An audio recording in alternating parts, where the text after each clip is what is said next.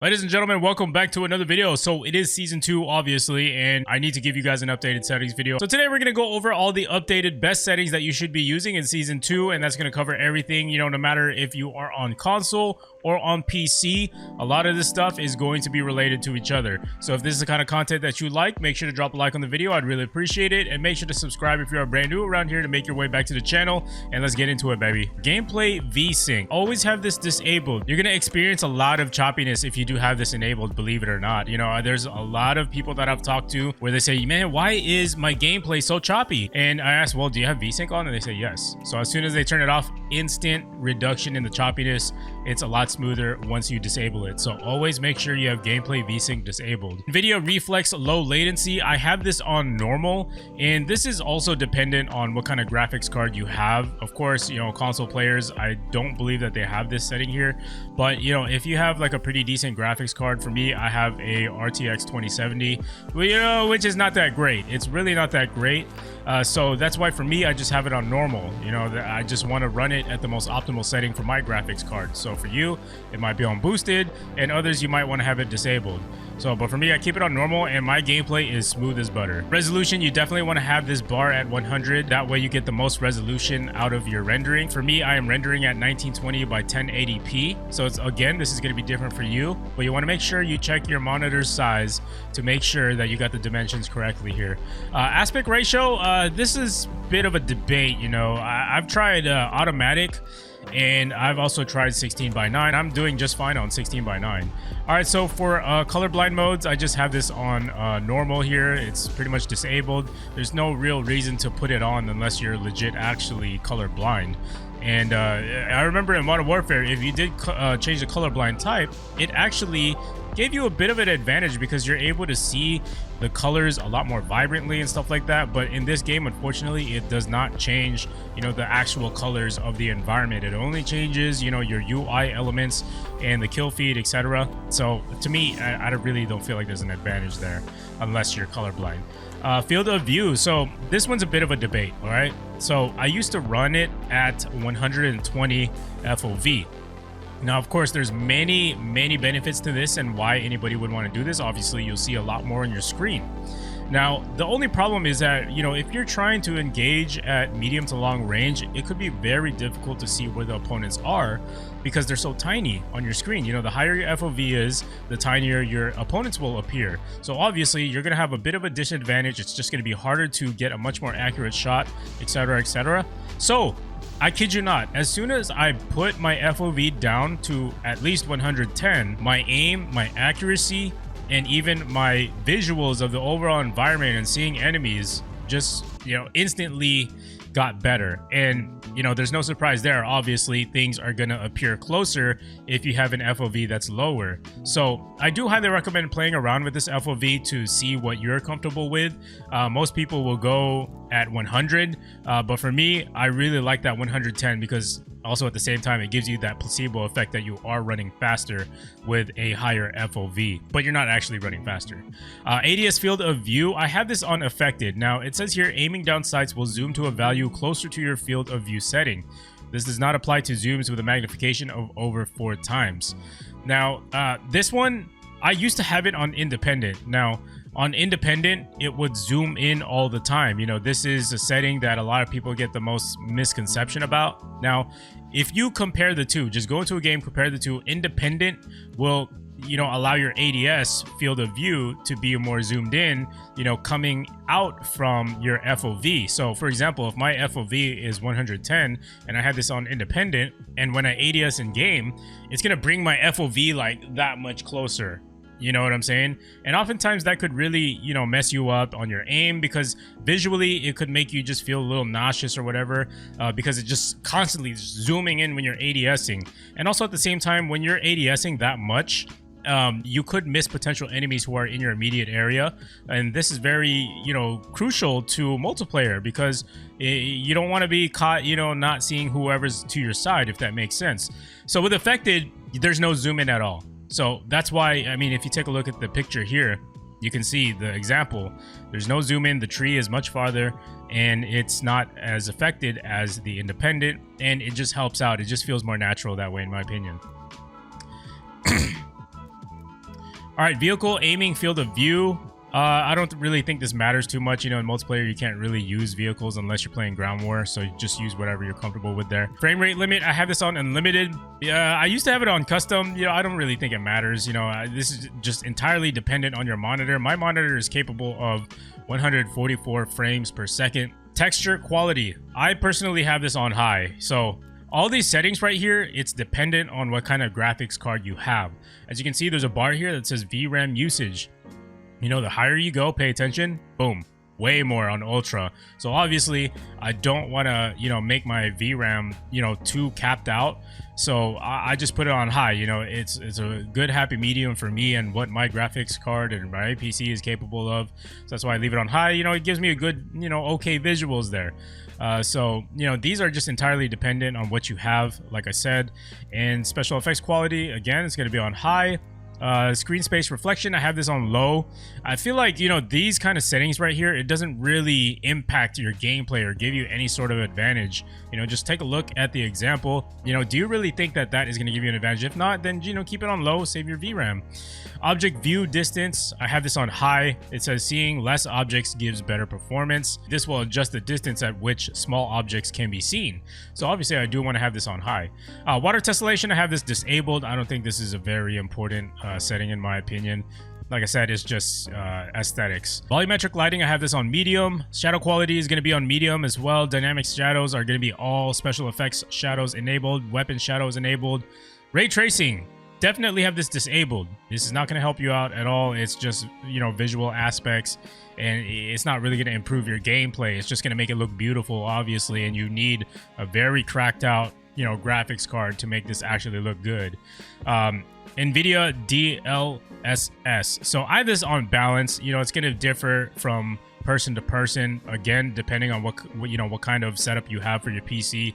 So just play around with all these settings here. But for me, balance works perfectly for my 2070. Ambient occlusion, I have this on medium. Motion blur is obviously disabled. You want to have that disabled. If you're running it on any other thing, then you're clearly doing it wrong, and you would miss potential enemies that could be there that you didn't see. So always have that off. Motion blur quality is going to be low as well. Subsurface scattering, you know, I don't know why I have this enabled, honestly. Like, it doesn't affect your VRAM, so I was like, you know, okay, why not? You know, I guess I could use the extra, you know, for my own personal satisfaction, I guess. But it doesn't really matter. Order independent transparency, again, this is not really, you know, crucial at all, but it does affect your VRAM, so I have it on low. VRAM usage target, I just have mine on 70%. You know, I don't want my computer to work too hard just to sacrifice, you know, the way the game looks in order to have the most performance. So that's why I have it on low. Computer is going to be RGB. Display adapter is auto select. And of course, that's going to be my graphics card. Like I stated, RTX 2070 is what I'm using. Now, for audio, so this is going to be huge for being able to hear footsteps as crisp and as clear as possible. These are the settings you want to use, and just to give you an overall advantage in game. Master volume. Master volume, I have this on 100. Music volume is 0. I really don't care too much about the music in game. I just want to focus on the task at hand, which is obviously hearing for audio cues, such as footsteps, when people do call-outs, you know, people reloading their weapon, you know, all these little audio cues, they do give you an advantage if you know how to look for them. Sound effects, 100. Dialogue volume is 100. Cinematics 100. Audio presets is going to be high boost. Now, at the beginning of Cold War, I did try out, you know, other settings here. But in my personal opinion, and keep in mind, we all hear frequencies at different rates. So for me, high boost, I personally feel like I hear the footsteps the clearest with high boost. Now, for you, it might be something else, but that's something you have to figure out on your own. But for now, you can try high boost if you haven't tried it out yet. And let me know down below in the comments how that helped you out. All right, hit markers, sound effects. I do have this enabled because why not? Speaker, this is irrelevant here. Voice chat, this is all irrelevant. This is all up to you guys. Everything else here, again, it's just irrelevant. Yes, so let's move on to the interface. Subtitles, I do have this disabled. I really don't care for it too much. I usually skip, you know, cutscenes anyway. Crosshairs, of course, shown. Hit markers, shown. Damage base hit markers, shown. Ally health bars, we do want this on. Now, pretty underrated tip in my opinion. Let's say your teammate is getting shot at, and he's basically one shot. Obviously, you want to come to the rescue. You want to help him out. Maybe you see his health, it's almost gone. Obviously, you want to jump in there. You know, that's just a visual cue right there. That's why I have it on. Same thing for enemy health bars. If I'm in a one-on-one situation and I do see that their health is really low, obviously this is going to give me an advantage because it would give me more confidence to, you know, push the guy, be aggressive, and I'll most likely win that gunfight because he is close to dying. Player names, this is just personal preference. I have it on full. Horizontal compass, I have this shown. Floating damage numbers, I have this shown. Zombies, it's relevant to what I do for my content. I just have it on show wall. Now, here is probably the juiciest stuff right here. So this is the controller stuff. Obviously, like I said, I am on controller on PC. And before anybody says anything, oh, I just lost respect for you, you're using controller on PC. Well, guess what? All the Call of Duty pro players play controller on PC. So we're gonna move on from this, okay? We're just gonna move on. I'm comfortable playing with controller. I do not feel comfortable playing on keyboard. And that's the end of that. Different strokes, different folks. Hakuna Matata, potato, tomato. You know, it's all the same thing at the end of the day. We're all playing the same game. We just do things differently. Okay, anyways, enough of that. Okay, so here's my horizontal stick sensitivity. So personally, I used to actually have it on a 10. Now, I am also using Control Freaks, by the way. If you don't know what Control Freaks are, they do add some length to your thumbsticks. That way you can increase your sensitivity and have a lot more accuracy with more finite movements on, you know, getting a more accurate shot on your opponents. Now, this is something that you have to try for yourself. It's really hard to explain, but they do really help out a lot. You can use code TURBO at checkout if you are curious. Link down below in the description. But anyways, I switched my sensitivity recently from I think it was around a 10, all the way down to an 8. Now, the reason being is because I felt like my shot was just a little off. I don't know what it is. With every single update, my sensitivity just feels weird, feels all wonky and all that stuff.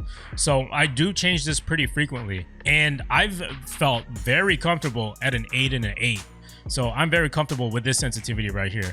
ADS stick sensitivity, low zoom is going to be 0.8. By the way, these sensitivity settings, you do want to experiment this on your own in a private match. Do not copy my settings. Do not think that, like, oh, Turbo is running these settings for his sensitivity, this must be godly or whatever.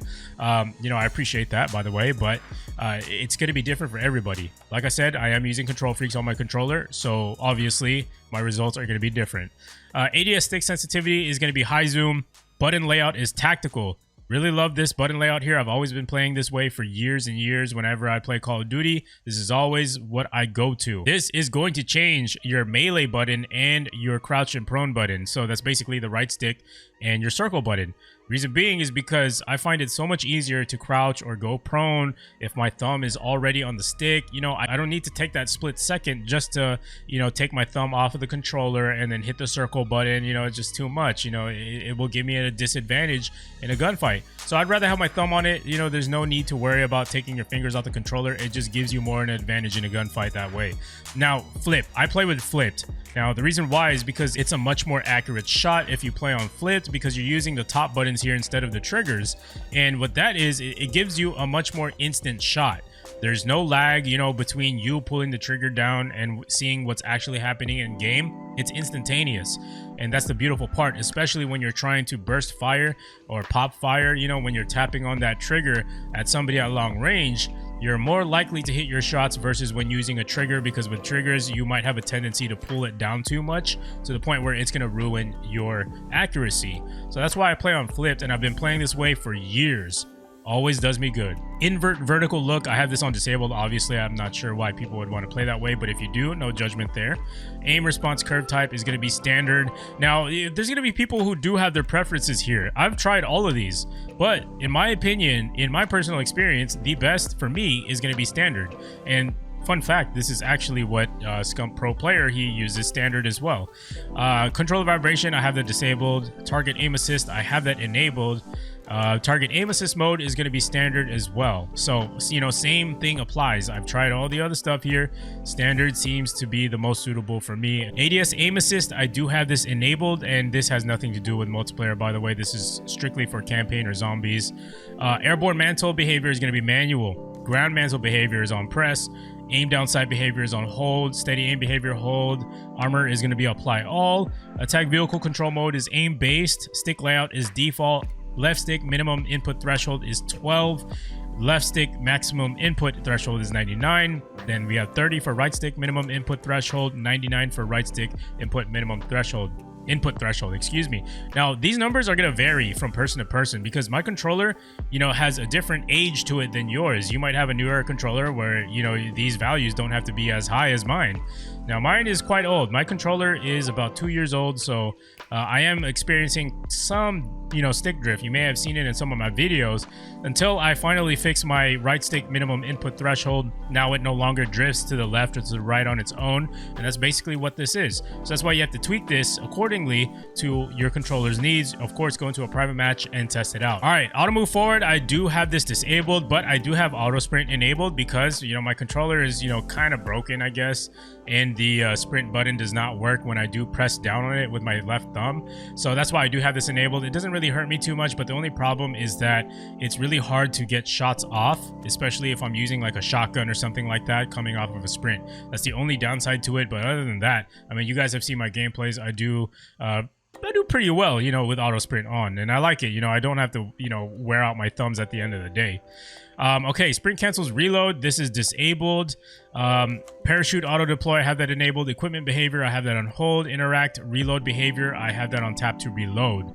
Now, one little quick tip is cancel reload. You know, if you want to learn how to cancel reload, you just, you know, double tap YY if you're on Xbox, double tap triangle if you're on PlayStation. So that's just a little quick tip there. And finally, the last and final secret setting that you guys have to try out are these gamer advantage glasses that I have been wearing. Man, these glasses, real talk, I've been wearing these ever since I got them. If you're somebody who games a lot, or you're, you know, constantly working on your computer, which I know most of you guys are working from home, this will help your eyes at the end of the day. You know, it preserves the health of it. It blocks that blue light, and most of all, there's really no ugly yellow tint to these glasses. That's why I really like these glasses a lot. And also, you just go to sleep a lot more refreshed. And also at the same time, check out this quick little magic trick. If you want to go outside real quick, grab the mail or something, bam, that's all you got to do, baby. Now they are sunglasses. You can also get these prescribed, you know, if you want to wear them for your prescription. You want to wear prescription glasses with these frames. I actually just ordered myself a prescription pair, so I'll probably give you guys like a little update and a review on that, on how that worked out. But yeah, link down below in the description, gameradvantage.com. If you guys did find any of these settings very helpful to you at all, make sure to leave a like on the video. I'd really appreciate it. If not, then dang, that's fine. But make sure to subscribe if you are brand new around here. I know you are new around here. There's plenty of people always playing Cold War all day, searching up YouTube stuff. I know that's you. You watch my videos, but you haven't subscribed yet. That's a huge problem. Join Turbo Nation today. Make it official. And I'll see you guys in the next one. Let's go, baby.